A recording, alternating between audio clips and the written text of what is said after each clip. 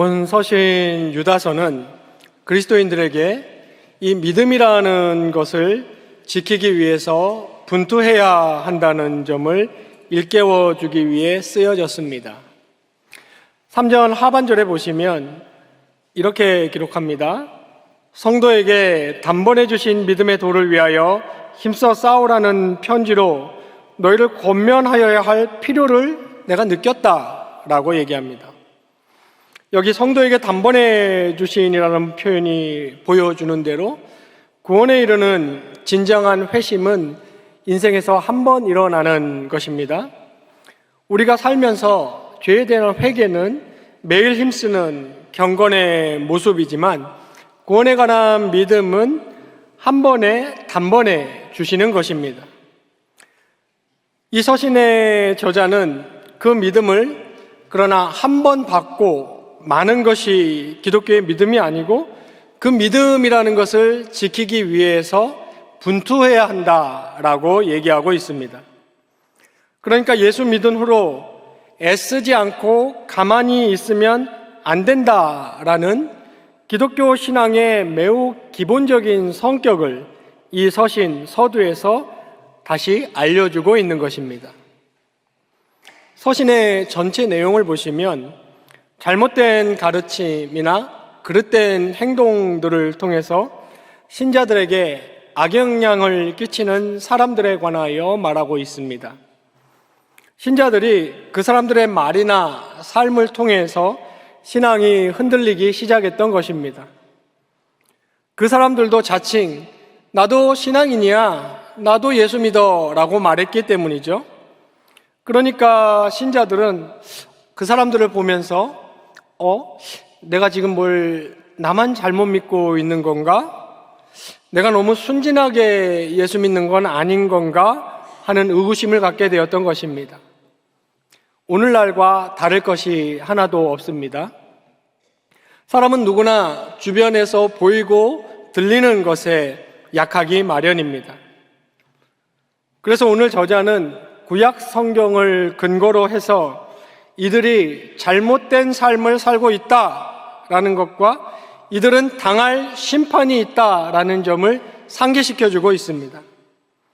그리고 오늘 서신 17절과 18절에서 말하는 것처럼 신약의 사도들 역시도 마지막 때에 그러한 모습으로 기독교 신앙을 조롱하는 자들이 나타날 것이다 라고 예고해주고 있습니다. 19절에서는 그러한 자들을 두고 분열만 일삼는 자들이고 실상 성령에 속한 자들이 전혀 아니다 라고 말하고 있습니다. 그러면서 오늘 우리의 본문인 20절과 21절에 걸쳐서 신앙이 흔들리지 않고 우리가 3절에서 살펴본 대로 받은 믿음을 잘 지키기 위해서는 어떻게 해야 하는지를 오늘 우리 본문이 말해주고 있는 것입니다. 여기 우리말 번역에는 빠져 있지만 그러나라는 접속사로 20절은 시작합니다. 그러한 사람들의 모습과 심판에 대해서 말한 후에 그러나 사랑하는 너희는 이라고 시작하고 있습니다. 이 20절과 21절은 한 문장으로 되어 있는 한 문장으로 되어 있습니다. 그리고 이 문장의 동사는 하나입니다. 지키라라는 명령형 동사입니다. 우리말 번역을 보면 마치 동사가 4개인 것처럼 번역이 되어 있습니다. 세우고, 기도하고, 지키고, 기다리라. 그러나 이 문장에서는 지키라라는 명령 하나를 하고 있고 나머지는 분사로서 이렇게 지키기 위해서는 이렇게 이 3가지를 하면서 지켜야 된다라는 방법을 말하고 있는 것입니다. 그것은 곧 하나님의 사랑 안에서 자신을 지키라라고 했습니다. 이것이 하나님의 사랑 안에서 자신을 지키는 것이 이 시대의 조류에 현혹되지 않고 우리 신앙을 유지하는 방법이다라고 먼저 일러주고 있는 것입니다. 이를 위해서는 저와 여러분은 먼저 우리 자신이 하나님의 사랑 안에 있는 매우 고귀한 존재임을 늘 잊지 말아야 합니다. 하나님은 우리의 죄를 깨끗이 씻겨주셨고 예수 그리스도의 그 빛나는 의의 세마포를 우리에게 입혀주셨습니다. 성자 예수 그리스도의 형제로 우리를 받아주셔서 우리를 당신의 자녀로 삼아 주셨습니다. 신자인 저와 여러분은 그 하나님의 사랑 안에 있는 매우 존귀하고 고귀한 의의 존재들인 것입니다. 오늘 본문은 이렇게 하나님의 사랑 안에 있는 존귀한 자신을 배교나 불경건이나 불신앙으로 더럽히지 말아라, 너희를 지켜라 라고 얘기하고 있는 것입니다. 하나님의 사랑은 우리가 잘 알듯이 영원합니다. 그래서 우리를 구원하신 바로 그 사랑은 지금도 우리의 구원이 유지되도록 열심히 발휘되고 있습니다. 성경은 하나님의 택한 자녀들 중에 단 한 명도 하나님은 잃어버리지 않고 저 천성에까지 반드시 인도하신다고 약속하십니다. 하나님의 주권적이고 일방적인 완전한 사랑과 그리고 하나님의 열심을 성경은 말하고 있는 것입니다. 바로 여기에, 바로 이 진리에 우리가 신앙을 지켜보도록 힘쓰고 애쓸 수 있는 이유, 소망, 당위성이 여기에 있습니다. 하나님은 인간을 다른 동식물들처럼 그 지능 그리고 본능에 따라서만 살아가도록 창조하지 않았다고 성경은 말합니다. 인간에게는 의지라는 것과 지혜와 마음을 주셨다고 합니다. 그것들을 발휘하며 살아가도록 인간이 창조되었습니다. 그래서 우리도 사람 간에 거의 본능적으로 마음을 중요하게 여기지 않습니까? 사람이 겉으로 보이는 표정이나 행동보다는 우리는 정말 그 마음을 알고 싶어 하는 본성이 있습니다. 하나님께서 그 택하신 자녀들을 단 한 명도 잃어버리시지 않고 구원에 이르게 하시는 이 신적인 일에 그 자녀들의 의지 그리고 그 자녀들의 마음이 동원된다고 성경은 말합니다. 하나님은 믿음을 잃지 않도록 우리를 프로그래밍하지 않으셨습니다. 우리의 의지와 마음을 하나님께 드려서 하나님을 섬기기를 원하십니다. 그래서 너희 마음을 다하고 너희 뜻을 다하고 너희 힘을 다해서 나를 사랑하라 라고 말씀하시는 것입니다. 그러므로 오늘 우리 본문이 말하고 있는 하나님의 사랑 안에서 자신을 지킨다는 것은 먼저 하나님의 그 사랑을 우리의 마음으로 확신하는 것이고, 그러한 확신 가운데 우리가 그 사랑 안에 머물러 있기를 우리의 의지를 동원해서 힘쓰는 것을 의미합니다. 어떤 바람이나 어떤 원함 가지고는 안 됩니다. 성경은 계속해서 반복적으로 우리의 의지와 우리의 마음을 다하여 실천에 힘써야 함을 말하고 있습니다. 적지 않은 사람들이 은혜를 맛보았지만 결국 기독교 신앙에서 이탈하는 것은 이처럼 마음과 의지를 다하는 실천이 없기 때문입니다. 예수님은 씨 뿌리는 비유를 통해서 씨는 잘 뿌려졌는데 여러 가지 이유로 인해서 그 복음의 씨가 열매 맺지 못하는 비유를 설명해 주신 적이 있습니다. 바울도 자신의 서신에서 자신과 그토록 열심히 복음 사역에 힘썼던 동역자가 세상을 사랑하여 신앙을 버리고 떠났다라는 기록을 우린 서신서에서도 볼 수 있습니다. 최근에도 유명한 개혁주의 신학자 중에 한 명인 폴 맥스웰이 2021년도 4월에 자신의 인스타그램을 통해서 자신은 기독교 신앙을 떠났다라고 발표를 한 것에 저는 적지 않은 충격을 받기도 했습니다. 이는 사람이 정확한 신학적 답을 알고 있고 풍부한 지식을 가지고 있어도 신앙에서 이탈할 수 있음을 보여주는 실사례라고 하겠습니다. 그래서 성경, 특히 신약 성경은 복음서나 서신서 할 것 없이 신앙을 지키기 위한 기본에 관한 노력, 이것을 매우 강조하고 있습니다. 오늘 본문은 세 가지 신앙의 기본기를 꾸준히 다져야 한다고 말해주고 있습니다. 즉 오늘 본문의 핵심 명령인 하나님의 사랑 안에 있는 고귀한 자기 자신을 지켜라의 실천 방안 같은 것입니다. 이 세 가지는 이 문장에서 분사의 형태로 되어 있습니다. 그러니까 이 세 가지를 함으로 오늘의 명령인 자기 자신을 지킬 수 있는 것입니다. 첫 번째 방법이 20절에 나와 있는데요. 지극히 거룩한 믿음 위에 자신을 세우는 것입니다. 뭐뭇 위에 자신을 세운다는 이 비유는 우리가 잘 알듯이 어떤 것에 따라서 삶을 살아간다는 것입니다. 그것이 어떤 가르침이나 교훈 같은 것일 수도 있고 어떤 개념이나 학설, 과학적 입증 같은 것일 수도 있습니다. 개인이 진리라고 여겨지는 그 어떤 것 혹은 어떤 것들을 믿고 거기에 따라 사람들은 삶을 살아가기 마련입니다. 본문은 그러나 너희는 지극히 거룩한 믿음 위에 세우라고 말하고 있습니다. 여기 지극히로 번역된 단어는 가장이라는 뜻입니다. most입니다. 거룩한이라는 단어는 구분된, 구별된 이라는 의미입니다.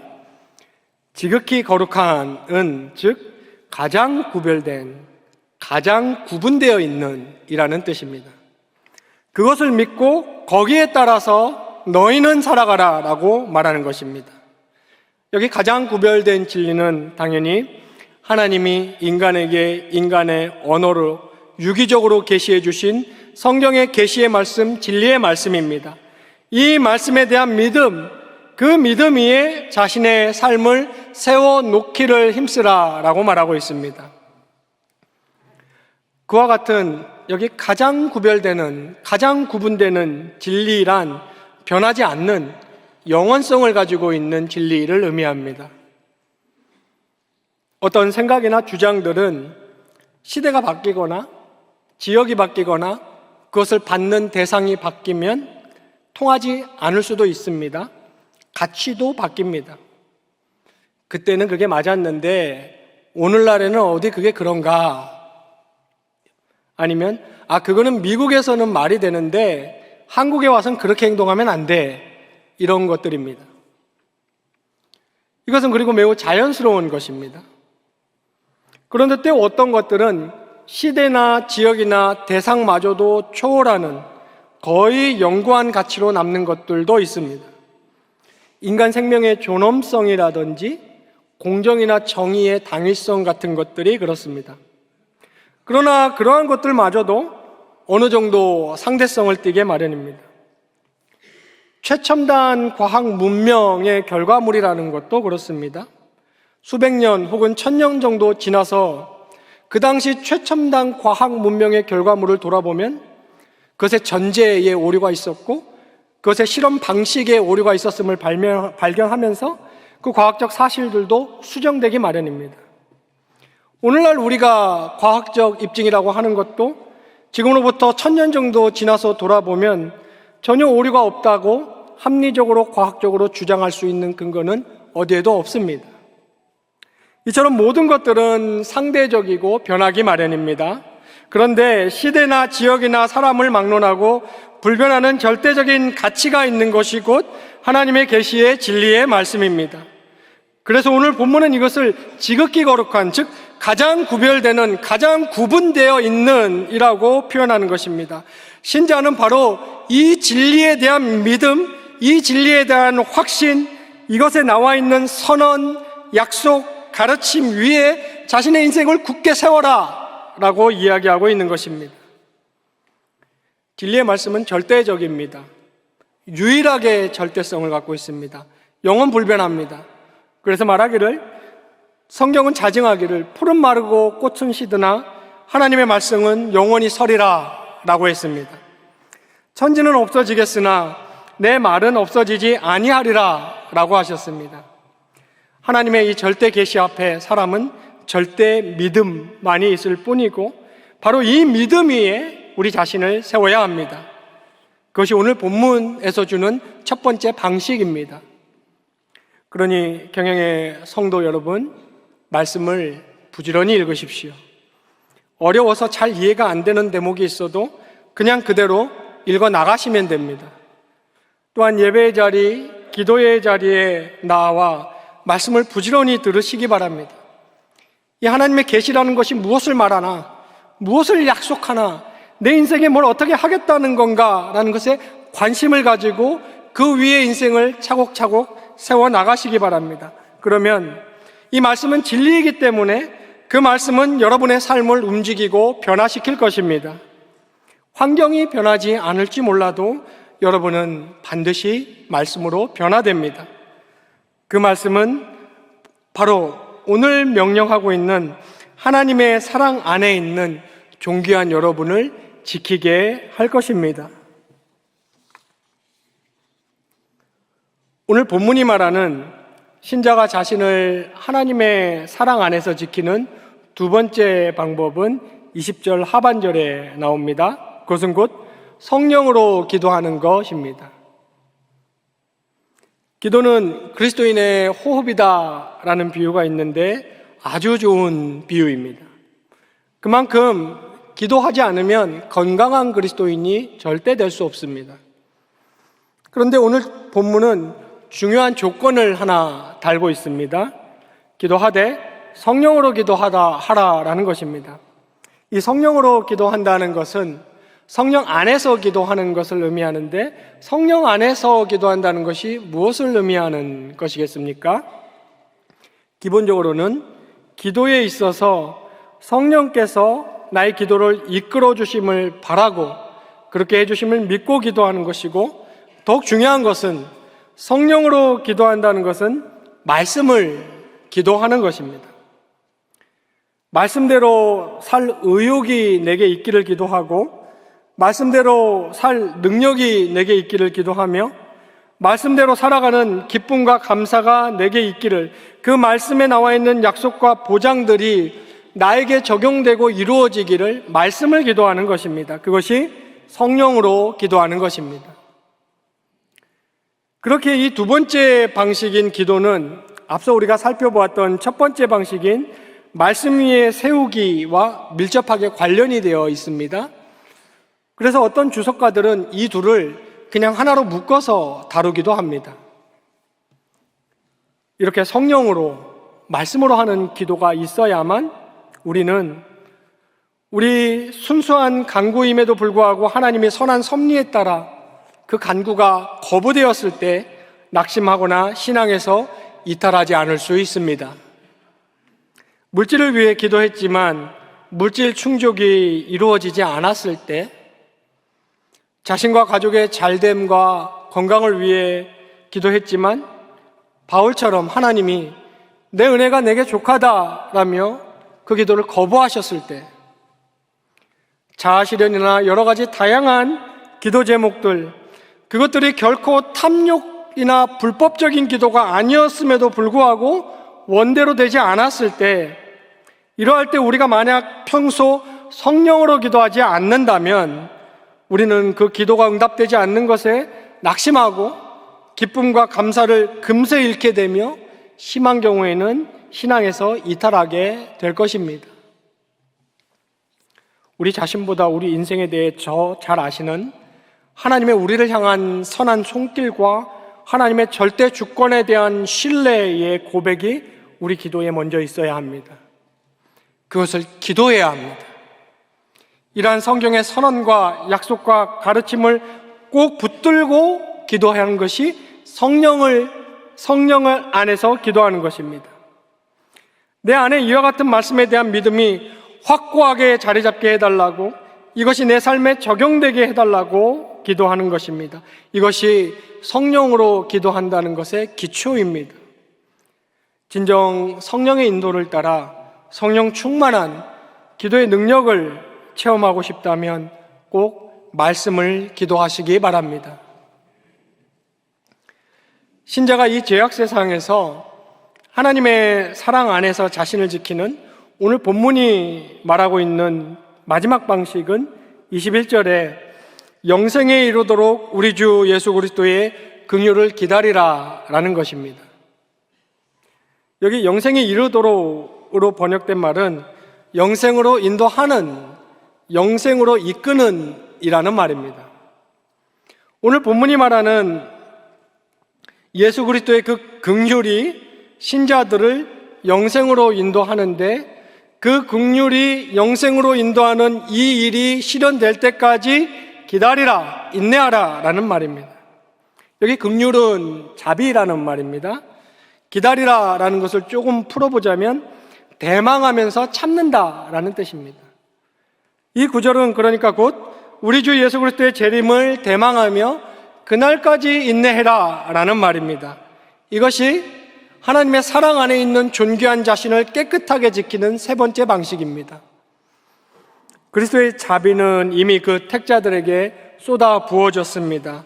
죄사함, 영생, 자녀됨, 언제나 영원히 함께 하심의 임마누엘의 자비, 바로 그 자비가 주께서 이 세상의 무서운 심판자로 오셔서 그 엄중한 신적 심판의 기준 앞에 아무도 설 수 없을 때에 그 자비가 그때에도 예수 믿는 자들에게 발휘되어서 그 긍휼과 그 자비가 그들만은 영생으로 인도하실 텐데, 그 자비를 그때까지 끝까지 기다리고 있으라 라는 말입니다.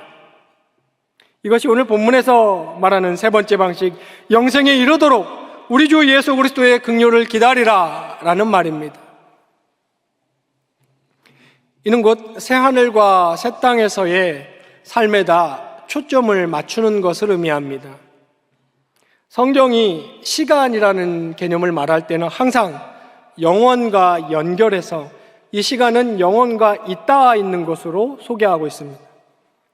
그러니까 이 땅에서의 삶이 전부가 아니라고, 그러므로 성경은 끊임없이 이 땅에 초점을 말 것을 계속해서 믿는 자들에게 강조합니다.